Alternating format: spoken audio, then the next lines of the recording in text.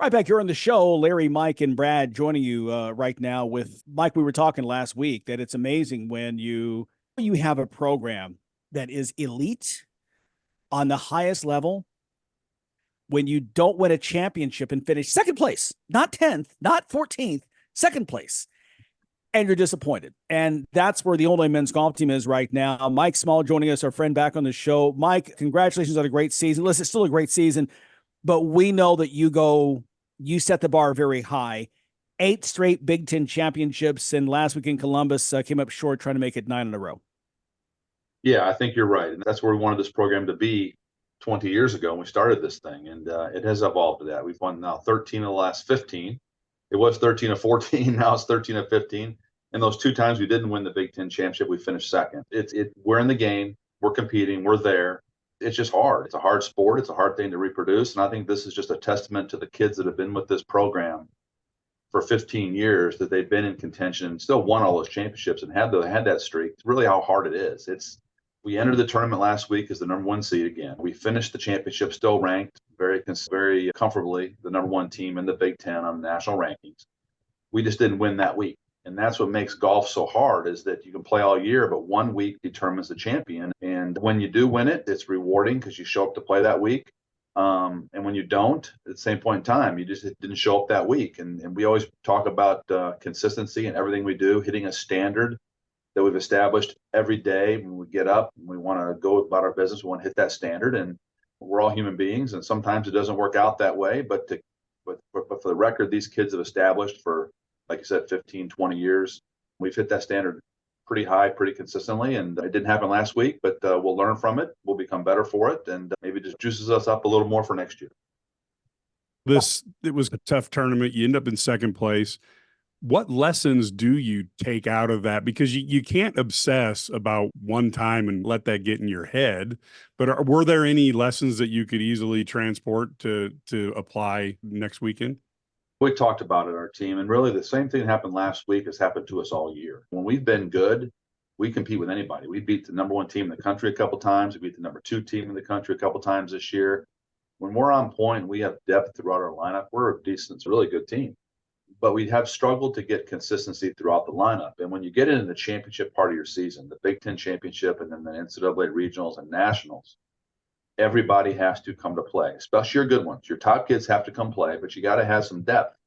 And the same thing happened last week. Jackson finished second, lost the Big Ten championship by a stroke. Besides that, I think our next best finisher was 16th. Now, conversely, Northwestern wins it last week. They were the 4 seed going into the tournament, but they had 4 players finish in the top 10. That's how you win a championship. And that's what we've done all these other years. That was our recipe. We brought depth, consistency, and a mindset to bring it that week. And last week we didn't do it. And that was the tail of the tape. Just amazing as we talk to Mike Small, Illini men's golf coaches, they head into the NCAA. But before we get there and the trip next week to Stanford, one thing, again, that you've done year in, year out, you and your staff, this program, this administration has done with the golf team, is you find a way to reload. My goodness, you lose a couple of guys to the pros, right? Adrian and Tommy, they graduate, they move on. You bring in George Herendeen, who comes on as a leader, as the Big Ten Freshman of the Year. Talk about his play in his first year as a collegian. Yeah, Max is unbelievable. Max. Sorry, no, he's going to be a good one. But again, to ask a freshman to ante up every day, all day, is hard to do. We've had freshmen do it, but Max has had a heck of a year. First team All Big Ten Freshman of the Year. He's at it. He came as advertised, and he's going to be a great one, a solid player for us for his whole career. Reloading is a big part, and we've played a lot of freshmen over the years who have grown and developed into good players because we play them as freshmen. I'm not opposed to giving freshmen a chance because as well as I do, and I think every coach can say this, your mind is in this season. We want to win this season, but in the back of your mind, every day you're looking to next season as well. You're always recruiting, you're always planning, you're trying to get young guys experience. And I think Ethan Wilson's another freshman that you're going to see eventually in the future come in to follow the progression, hopefully. And he's got a lot of playing time this year. So there's some young guys there. And then reloading is something you have faith and trust in the kids. You recruit kids that you think can play at this level. And then to their testament and to their credit, they have evolved and they've done well over the years. One question I have, you watch your peers, Coach Underwood, Coach Bielema, having to deal with the craziness of transfer portal and NIL. How has that affected your world? Is it lesser? Is it something that because of the program you've built, you don't have as many worries? How do you look at it? I look at it from my point of view. Obviously, that's my world, and I see theirs, and I don't know how they do it. It's a whole different animal. They have to really pivot a lot greater than we do. NIL is prevalent in our sport, but it's not prominent. It's not the reason kids come to school. It's still there, and guys benefit from NIL, but obviously not the level of football and basketball does. So that's a big deal. But I think the difference between golf and those other sports, maybe the level of money has something to do with it.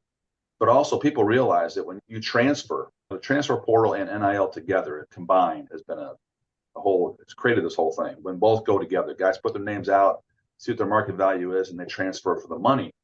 But when you transfer in higher education, the student part of it, you lose credits. The more you transfer, if you transfer, it's harder to graduate. And golfers generally want to graduate. I've had 2 players in my 24 years that have not graduated when they started at Illinois and finished it somewhere else. Even if they transfer, they still graduate because that's important. And so when they do transfer, they have to understand that there's a lot more goes into it than just taking the biggest dollar. They have to really figure out where the credit hours are and how that's gonna work. Point being, a lot of guys don't want to transfer. The money's not probably great enough to make them do that, but also they want to graduate. So it hasn't really hit our sport yet. Not to say it won't in the future, but right now that's the thing that I think maybe blocks a lot of the kids from looking at maybe taking, hey, school A is paying me this where I'm at, but school B can pay me a lot more. But do I really want to go to school an extra year to get my degree? And a lot of kids just decide to stay where they're at and fight it out and stick where they started. Talking with Mike Small as we head into now next weekend, starting on Monday, teeing off at the Stanford Regional and the NCAA tournament. Talk about this time of year and how you put things together. And how does this field stack up as you try to advance again to the Nationals? This field is strong. Now, I know every coach thinks that where they're going is strong, but there's a lot of evidence to back that up. We got I think the 6th and 7th rated teams in the country in our regional. They do an S curve, and they're going off through the 6 regionals, 5 advance. You got the 6th and 7th rated teams in our regional, and then we roll in there at 18, and then right behind us is Texas A&M at 19. So you have 2 teams that are top 10, and then 2 teams like us and A&M that are more or less the same team. And then the kicker at our regional is going to be Stanford. They have the best player in the country, the leading PGA Tour U. He's going to be an exempt member of the PGA Tour next year, Michael Thorbjornsen. He was injured almost all the year, and their team struggled because of that. He's been back for the last month or 2, and now he's healthy. And they're ranked 25th in the country, but they're a top 10 team. So they're coming into the regionals as a 5th seed on their home golf course. So it's going to be it's going to be very stacked. And then you have UCLA and SMU behind those guys who are really prominent programs. And UCLA's played Stanford's golf course a lot. So we talked on our team. We have a lot to prepare for, and we got to be ready to go. We can't go out there and just cruise into it the first round and get a feeling and where we're at. We need to come out and play from strength right away.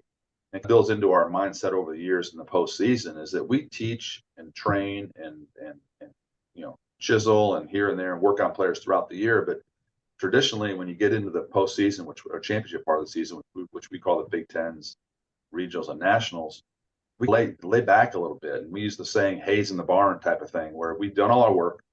You can't really figure out things now. You can't really change things. Let's just relax and take what we've done and go play. And that's what we've been doing right now. Is we got some guys that our lineup is not really finalized this year yet, based on what we talked about earlier, as our depth hasn't been consistent. But we're not really approaching it from a lot of tactical and a lot of teaching and a lot of confusion right now. We're trying to get free, relaxed, quiet our minds, play a lot of golf now, and just be ready to compete as athletes. What do you have the players work on in this gap of time between now and Monday when you tee off? What do you do to help them sand off the rough edges, so to speak? They all know throughout the season how you should prepare and plan for tournaments, and then you have your own individual things you have to work on. Some guys aren't driving it very well right now, and some guys short games a little bit off. So we'll work with those guys individually, but as a team together doing training stuff, we're not doing that right now. So they know that part of being a good player, a good professional, what I like to pride our guys on teaching our guys on when they're at school in Illinois is understanding what good golf is and understanding what you have to do, and then self-evaluating and critiquing yourself to know where you got to go. And I want guys to be self-sufficient when they leave here, not always looking for somebody to give them the answer. Ownership in your game, especially in the game of golf, is a huge deal. They should know by now what their issues are, where they're feeling a little insecurity or they're a little bit missing in some part of the game. They need to let us know that through obviously open dialogue and honesty, but then they have to address those issues, and we'll help them do that. But we're not sitting there bringing all 8 guys together and doing drills and competing like we've done all year, because like I said, this is the time. Final exams are going on right now. We're trying to mix finals and practice. It can be, as a coach, you can beat on them too much and get them too worn out and get them too confused. And we don't want that. We want quiet minds. Yeah. Mike, the best of luck in California next week. We appreciate your time as always. And congratulations again on another successful year. I know you didn't bring home the hardware, but again, we remain in awe of what you do year in, year out with this program, and wish you guys the best through the postseason. Thank you, guys. I appreciate that. I'm proud of these guys. And again, it's been a solid season, and we'll keep this thing going.